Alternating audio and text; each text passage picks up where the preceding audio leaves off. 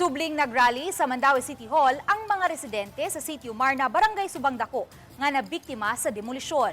Ang syudad gikatakdang muhatag og financial assistance sa mga naapektuhan. Ang report ni Nico Sereno.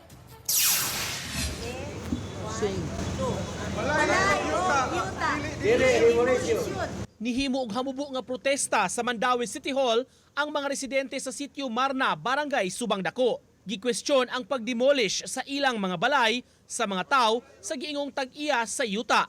Bana-bana nila kapin sa 170 na ka mga balay ang nangaguba karon. Legal gid ilang pagdemolis tungod kay nagbunit sila nya na mga armado nya nagamit sila og mga bulldozer, pison og bako.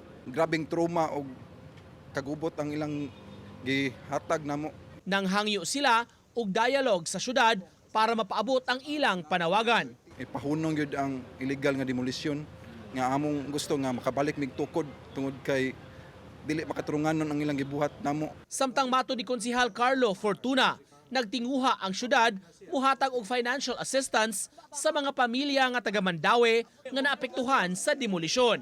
Aminado hinuon sila nga pribado ang nanag-iya sa yuta. Ang Mandaue jud maglisod jud og pangita og relocation site kung naglisod og pangita og mga yuta diri nga affordable mahal kay yuta hatag sa Mandaue is always financial assistance. Uban ni Godfrey Relien, Nico Sereno, Balitang Bisdak.